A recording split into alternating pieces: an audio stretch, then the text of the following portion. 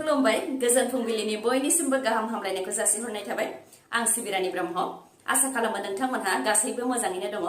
नोंथांमोननि थाखाय आं गोदान मोनसे भिडिअ लानानै फैबावबाय अन्नानै भिडिअखौ जोबजासिम नायलांदो भुटाननि राजा जिगमे केसर नामग्याल वांचुक बिथाङा आसामाव सफैबाय सानथामनि हाबाफारिजों आसामाव दावबायनो थाखाय बिथाङा मैया आसामाव सफैबाय लोकप्रिय गपिनाथ बरदलै एयारपर्टआव भुटाननि राजाजों लोगोसे रयेल गभर्नमेन्ट अफ भुटाननि गोजौ थाखोनि अफिसियेलफोरा मैया सफैबाय जेराव आसामनि गिबि मन्त्रि डक्टर हेमन्त बिश्व शर्माजों लोगोसे मन्त्रिफोर लोगोसे गोजौ थाखोनि बिबानगिरिफ्राबो बिथांमोनखौ बरायदों गोदोनायाव गामसा सोनानै बरायनायजों लोगोसे आसामनि गुबुन गुबुन हारि माहारिफोरनि हारिमुवारि मोसाग्लांनायनि गेजेरजों बिथांमोनखौ लोकप्रिय गपिनाथ बरदलैनि एयारपर्टआव बरायनाय जादों लोकप्रिय गपिनाथ बरदलै एयारपर्टआव सफैनायनि उनाव बिथांमोनहा गुवाहाटीनि नीलाचल हाजोआव थानाय कामाख्या थानसालियाव दावबायहैनानै बोर बिहैदों जेराव बिथांखौ आसामनि टुरिस्ट मिनिस्टार जयन्त मल्ला बर'आ बिथांजों लोगोसे गागि अफिसारफोर आरो कामरुप मेट्र' जिल्लानि एडमिनिस्ट्रेसनजों लोगोसे थानसालिनि पुजारीफोरा बरायदों कामाख्या थानसालियाव दावबायखांनायनि उनाव भुटाननि राजा जिगमे केसर नामग्याल वांचुकआ दिनै काजिरङायाव दावबायहैगोन आरो आसामाव सानथाम दावबायखांनायनि उनाव बिथाङा भारतनि गाहाय मन्त्रि नरेन्द्र मदि बिथांखौबो लोगो हमहैगोन इउपिपिएल आरो बिजेपिनि गेजेराव एलायन्स थानायनि उनावबो बिपिएफ दोलोनिफ्राय मानो मदद बिनो गोनां जाखो गोहोगोरा बिजेपि दोलोआ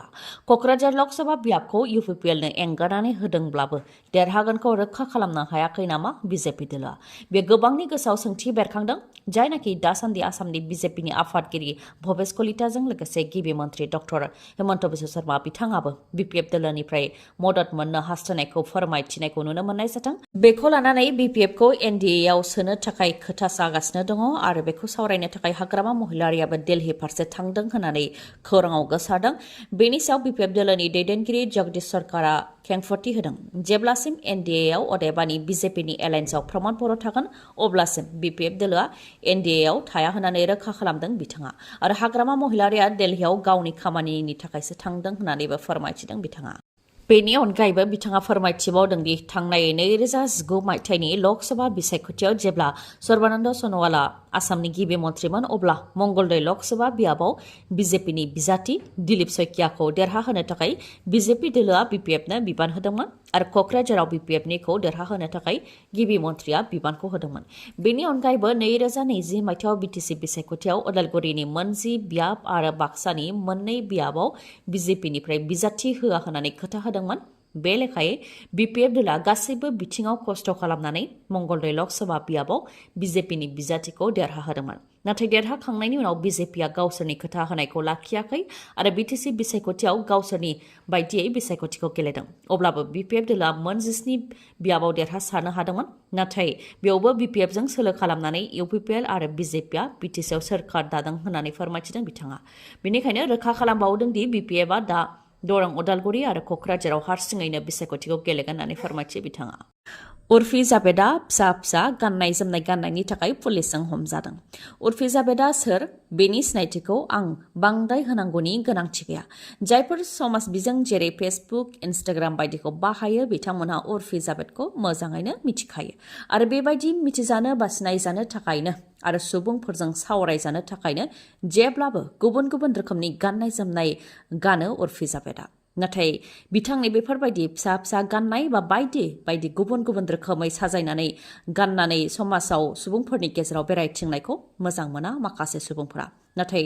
रावनिबो सोंखारिनायखौ फाजाया उर्फि जाबेदआ जेबो लाजिया आरो मानिनाय गैयालासे गावनि गोसो बायदियै गावनो बायदि रोखोमनि ड्रेस साजायनानै गानबोदों उर्फि जाबेदआ नाथाय बिथांनि बेबायदि गाननाय जोमनायनि थाखाय पुलिसजोंबो गोबां खेब हमजाबोबाय उर्फि जाबेदआ दा फिन सानै पुलिस आइजोफोरा उर्फि जाबेदखौ हमदों मुम्बाइनि पुलिसआ उर्फि जाबेदखौ हमनायखौ खौरां बिजों आरो समाज बिजोंफोराव नुनो मोननाय जादों कफि लोंनो फैनाय समावनो हमनानै लांदों उर्फि जाबेदखौ नाथाय जायनाखि उर्फि जाबेदआ जेब्लाबो कन्ट्रभार्सि बा सावरायजानायाव थानो मोजां मोनो बे एरेस्ट खालामजानाया बिथांनिनो साजायखानाय ना नंगुबै एरेस्ट जादों बेनि सायाव दासिमबो मिथिनो मोननाय जायाखै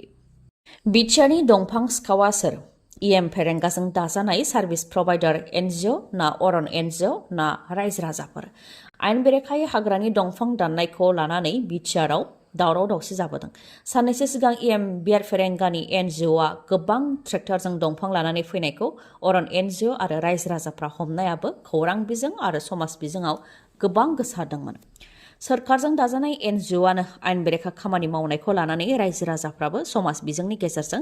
बेनि सायाव गोबां सोंखारिदोंमोन। ओजोंहाय फेरेंगाजों दाजानाय NGO बा सार्भिस प्रभाइडारआ आयेन बेरेखा खामानिजों लोब्बा दं होननानै बे NGOखौ बेन खालामनो थाखाय अल आसाम ट्राइबेल स्टुडेन्टस इउनियन आरो बनस'आ मिरु आरो रायजो सोरखारनिसिम गोसोखां बिलाइ गथायनायजों लोगोसे बिटिसिनि गाहाय प्रमद बर' बिथांनिसिमबो गोसोखां बिलाइ गथायदोंमोन। बेफोर गासैखौबो लानानै बियार फेरेंगानि NGOनिफ्राय खौरांगिरि मेल खुंदों आरो खौरांगिरि मेलनि गेजेरजों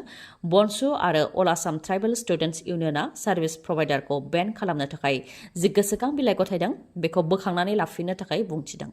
आरो बेनि सायाव गोथौयै साननो थाखायबो बनस' आरो आटसुखौ बुंथिदों बिथांमोनहा। लोगोसे फोरमायथिबावदों दि जों बारग' NDPफोरसो बिटिआर गोरोबथानि उनाव गावनि आथिङाव गसंनो थाखाय हाग्रा रैखाथि होनो थाखाय दानफायाव 8,000 रां होनानै फेरेंगाया NGO दानानै होदों। जुदि आयेन बेरेखा मावदोंब्ला डिपार्टमेन्ट हिसाबै नारसिनथों, नाथाय UPPL बा फेरेंगाया थिसनदों होननानै सार्भिस प्रभाइडार बा NGOखौल' नारसिननाया गोरोन्थि होननानै बुंथियो। सार्भिस प्रभाइडारआ 2 नाम्बार खामानियाव लोब्बा दं होननानै राजखान्थि नोजोरजों नाख्रेबदों होननानैबो बुंथियो बिथांमोना। आरो NGOआ दंफां दाननानै लाबोदों होननाया नंखाय, मानोना सानसे सिगां सिखावफोर दंफां दाननाय गंनै गारिखौ हमदोंमोन। बिसोरनिफ्राय हाग्रायाव दंफां थाबावनायखौ मिथिनो मोननानै जों खरसा खालामनानै दंफांखौ लानानै फैदोंमोन। बेयावनो अरन NGOनि सोद्रोमाफोरा दंफां सिखावफोरजों लोगो नांनानै होबथादों होननानैबो उल्थायै अरन NGOनिसिम अजद होयै बियार फेरेंगाजों दाजानाय NGOनिफ्राय गुदि फरायसालिफोरखौ साननैनि थाखाय बन्द फोसावदों। गासैबो सोरखारि आरो सोरखारि नङै गुदि फरायसालिफोरखौ बन्द फोसावदों। बार गुबुंनायखौ लानानै दिल्ली सोरखारा दिल्लीयाव प्रि स्कुल, प्रि प्राइमारि आरो प्राइमारि अदेबानि नार्सारिनिफ्राय लानानै थाखो 5 सिमखौ बन्द फोसावदों आरो अनलाइननि गेजेरजों फरायसाफोरखौ फोरोंथाय होनो थाखाय फोरोंगिरिफोरखौ बिथोन होदों दिल्ली सोरखारा। दिल्लीनि बारा ओरैबायदि गुबुंले जाबाय जायनि जाहोनाव फरायसालिफोरखौ बन्द खालामनो गोनां जानायजों लोगोसे माखासे गोनांथि गैयै खामानिफोर जेरै बिल्डिं सिफायनाय, गाज्रि लामायाव गारि मटर सालायनाय, टाइल्स हाख'नाय, बिल्डिं लुनो थाखाय मुवा बेसाद बाला सिमेन्ट बायदि लांलाय लाबोलाय खालामनाय बायदिफोरखौ बन्द खालामनो गोनां जाबाय। बेनि अनगायैबो BS3 पेट्रल गारि आरो BS4 डिजेल गारिफोरखौ दिल्ली NCRआव खारनो होआखै, मानोना बेफोर गारिनिफ्राय गोबां उखुन्दै ओंखारो। बेनि अनगायैबो बार गुबुंनायखौ होबथानो थाखाय दिल्लीयाव आरोबाव गंनै मेट्र' रेल गारि खारहोदों, जाहाथे सुबुंफोरा गाव गावनि गारिजों थांलाय फैलाय खालामालासे मेट्र' रेल गारिजों थांलाय फैलाय खालामो। बेनि अनगायैबो बिफां लाइफां बायदि गायनायनिबो हाबाफारि लादों दिल्ली सोरखारा। रिपर्टनि बायदिब्ला मैया शुक्रबाराव दिल्लीनि बारहावाया एयार क्वालिटि इन्डेक्सआ 400नि गोबां जाबाय, जाय सिभियार केटेगरि अदेबानि जोबोद गाज्रि थासारि। दिल्लीयाव बार गुबुंनाया बेनिख्रुइबो आरोबाव गाज्रिसिन जाबावगोन होननानै बिगियानारिफोरा दिल्लीनि बारहावा गुबुंनायनि सायाव सांग्रांथि होदों होननानैबो फोरमायथिदों। पाकिस्तानाव बम बेरनाय जाथाय, पुलिसखौ टार्गेट खालामनानै बा पुलिसखौ थांखिनानैनो बे बमखौ बेरहोनाय जादों। नाथाय बे बम बेरनायजों 5 सरासनस्रा सुबुंफ्रासो थैनो गोनां जादों आरो 20 जोखोम जानो गोनां जादों। 20 जोखोम जानायफोरनि मादाव माखासेया नोगोरारिफोर आरो माखासेया पुलिस। पाकिस्ताननि खैबर पख्तूनख्वा प्रभिन्सआव थानाय देरा इस्माइल खान ओनसोलाव जानो मोन्दों। रिपर्टनि बायदिब्ला बे बम बेरनाय जाथाया बास स्टेन्डआव जानो मोन्दों। पुलिसआ गावसिनि भेन गारिखौ लाबोनानै बे बास स्टेन्ड खाथियावनो दोनफैदोंमोन। बे भेन गारिखौ थांखिनानैनो भेन गारिनि खाथियाव थानाय गंसे मटर साइकेलाव बमखौ दोनदोंमोन, जाय बमा बेरदों आरो बे बम बेरनायजों 5 सरासनस्रा सुबुंफोरासो थैनो गोनां जादों। नाथाय बे बम बेरनाय जाथायखौ सोर खालामदों बेनि सोमोन्दै दासिमबो मिथिनो मोननाय जायाखै आरो रावबो उदखारि हान्जायानो दासिमबो बेनि सायाव जेबो सिमान लायाखै। नायबिजिरनाय हाबाया जागासिनो दं होननानैबो मिथिनो मोननाय जादों। मणिपुराव दावराव दावसि गोजोन गैयै थासारिया दान्दिसे उन्दुफुनायावनो आरोबाव गोजोन गैयै थासारि, नाथाय बे खेबाव ट्राइबेल सुबुंफोरनि गेजेराव दावराव दावसि जायाखै। बे खेबाव पुलिसनि कमान्ड' फर्सआनो ट्राइबेल आइजोफोरखौ हाराहास्ति खालामनाय, आइजोफोरनि सायाव देहायारि इनाय खालामनाय, सुबुंफोरखौ हाराहास्ति खालामनाय, न'आव थानाय गारि मटर, धोन सम्पति बायदि लुथिनाय, न' बां सावनानै होनाय बेबायदि मोनसे गिथावना थासारि सोमजिदों। रिपर्टनि बायदिब्ला मरेनि साब डिभिजनेल पुलिस अफिसार चिंताम आनन्दखौ सोरबा बुथारदोंमोन। बे बुथारनायाव कुकी हारिनि हाथियार लाग्रा आफादनि आखाइ थानायनि सन्देह खालामनानैनो मणिपुर पुलिसनि कमान्ड' फर्सआ ट्राइबेल आइजोफोरनि सायाव गोबां हाराहास्ति खालामनायजों लोगोसे उन्दै गथ'साफोर आरो हौवा सुबुंफोरनि सायावबो हाराहास्ति खालामदों। बेनि अनगायैबो न' बां गारि मथर धोन सम्पति बायदिखौ सिफायदों जायनि जाहोनाव आइजोफोरा बिखुङाव फिसा बायै बायै न' बां आरो गामि गारनानै खारनो गोनां जादों थासारिखौ जोबोद गाज्रि नुनानै मणिपुर पुलिसनि कमान्ड' फर्सखौ बोखांनो थाखायबो कुकिनि सा 10 एमएलएफोर आरो ट्राइबेलनि गोबां आफादफोरा मिनिस्ट्रि अफ होम एफेयार्सनिसिमबो दाबि दैखांहरदों दुर्गा फुजानि थाखाय गोजोनथाव खौरां बे गोथार फुजानि समाव नोंथाङा गोदान बाइक बा स्कुटि बायनो सानदोंबा नोंथांनि थाखाय गोजोनथाव खौरां काजलगावनि एमएमएच अट' हन्डा श'रुमा नोंथांमोननि थाखाय देरसिन अफार फोसावदों जायखिजाया बाइक बा स्कुटि बायोब्लानो नोंथाङा गंसे साइकेलबो मोनथारनो हागोन आइ बिमा दुर्गा फुजाखौ बिथा खालामनानै स्पेशल अफार होदों काजलगावनि एमएमएच अट' हन्डा श'रुमा स्पेशल अफारफोरा जाहैबाय जायखिजाया बाइक बा स्कुटि बायोबा बेसेन नाङालासे गंनै हेलमेट मोननो हागोन बेनि अनगायैबो 2,000, 2,500 आरो 4,000 रांनि भाउचार नोंथाङा मोननो हागोन जायनि गेजेरजों नोंथाङा गंसे साइकेल मोननो हाथारगोन बेनि अनगायैबो L&T फाइनान्सनि गेजेरजों फाइनान्सआव बाइक नङाबा स्कुटि लायोब्ला 5,000 रांनि स्मार्ट घड़ीबो नोंथाङा मोननो हागोन बेफोरनि अनगायैबो खम रां होग्रोनानैनो अदेबानि 15,000 रां डाउन पेमेन्ट होनानैनो नोंथाङा गोदान बाइक बा स्कुटिखौ मोननो हागोन लोगोसे नोंथाङा जुदि नोंथांनि गोजाम मटर साइकेल बा स्कुटिखौ